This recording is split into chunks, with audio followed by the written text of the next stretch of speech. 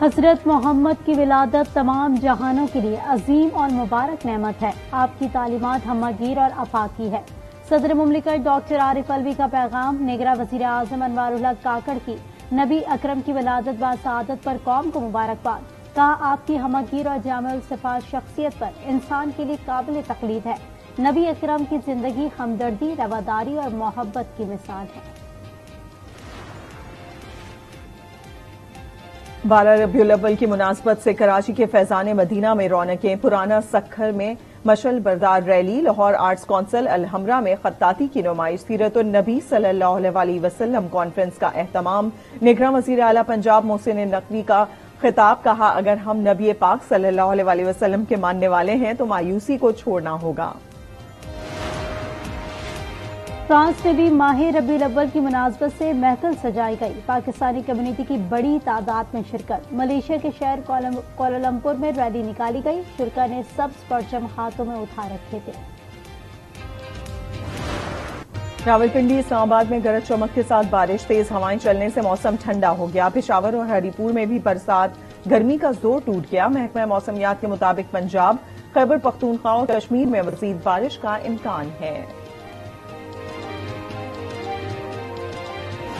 غیر قانونی معاشی سرگرمیوں کے خلاف پوری قوت کے ساتھ کارروائیاں جاری رکھی جائیں۔ آرمی چیف جنرل عاصم منیب کی قانون نافذ کرنے والے اداروں کو ہدایت۔ آئی ایس پی آر کے مطابق آرمی چیف کی پنجاب ایپیکس کمیٹی اجلاس میں شرکت۔ محکموں کے درمیان ہم آہنگی کی ضرورت پر زور۔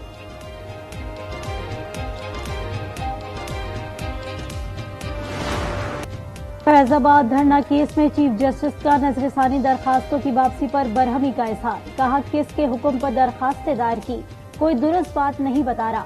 پاکستان میں وہی چلتا ہے کہ حکم اوپر سے آیا ہے، اگر درخواست دی تو اب سامنا بھی کریں، ہم سے یہ کھیل نہ کھیلیں۔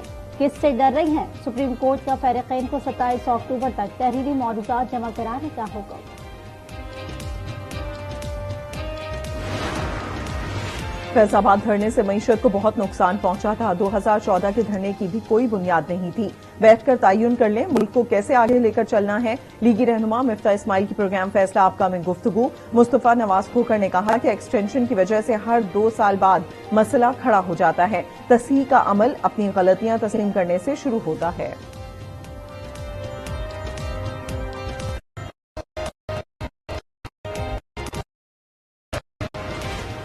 شہریار آفریدی کی گرفتاری پر اختیارات سے تجاوز کیس میں جسٹس بابر ستار ڈپٹی کمشنر اسلام آباد پر برہم۔ کہا ڈی سی صاحب آپ آگ سے کھیل رہے ہیں، فیملی اور دوستوں کے ذریعے مجھے اپروچ کروا رہے ہیں، کیا میں آپ کو ایک اور شو کاز نوٹس جاری کروں؟ اسلام آباد ہائی کورٹ نے ڈی سی اسلام آباد کی غیر مشروط معافی مسترد کر دی۔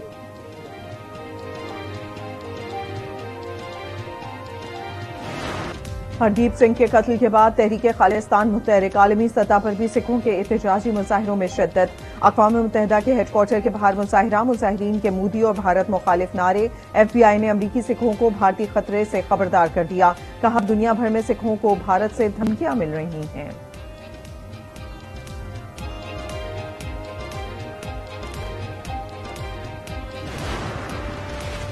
امریکی محکمہ خارجہ کا خالصتان تحریک سے متعلق سوالات کا جواب دینے سے گریز۔ ترجمان میتھیو ویلر کہتے ہیں بھارت کے ساتھ نجی سفارتی گفتگو پر کوئی تبصرہ نہیں کریں گے۔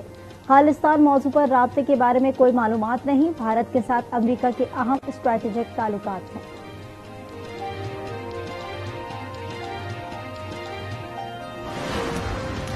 جعلی بینک اکاؤنٹس اور توشہ خانہ کیس میں اہم پیش رفت۔ اسلام آباد کی احتساب عدالت نے آصف زرداری اور یوسف رضا گیلانی کو طلب کر لیا۔ 24 اکتوبر کو ذاتی حیثیت میں پیش ہونے کا حکم، نوٹسز بھی جاری۔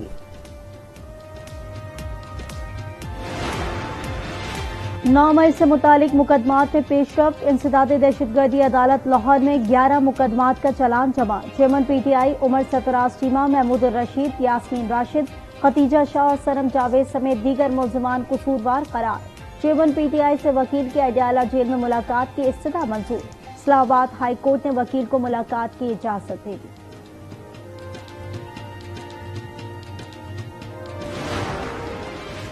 Supreme court practice and procedure قانون کے خلاف کیس۔ وفاقی حکومت نے فل کورٹ کی 5 سوالات کے جوابات دے دیے۔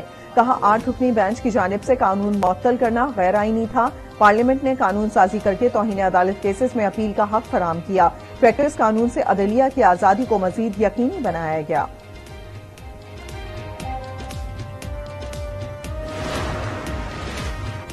ملک کے تمام اداروں کے مقابلے میں فوج کی مقبولیت سب سے زیادہ 88% ہے۔ عوام کو میڈیا اور عدالتوں پر 56% تک بھروسہ، سیاستدانوں پر 39 اور پارلیمنٹ پر 47% عوامی اعتماد، پولیس پر 54% افراد کا اعتماد۔ گیلپ سروے کی تفصیلات سامنے آ گئی۔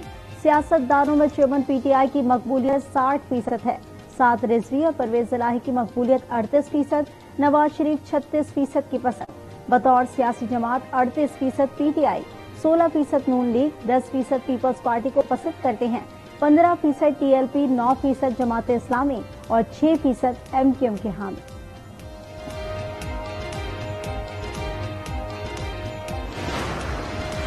سی پیک میں چین کی طرف سے نئے منصوبے شامل نہ کرنے کی خبریں بے بنیاد، وفاقی وزارت منصوبہ بندی کا اعلامیہ جاری، کہا پاکستان اور چین سی پیک کا دائرہ بڑھانے کے لیے پرعزم ہیں، آبی وسائل، ماحولیاتی تبدیلی، زراعت اور سیاحتی شعبوں تک توسیع دینے پر کام کر رہے ہیں۔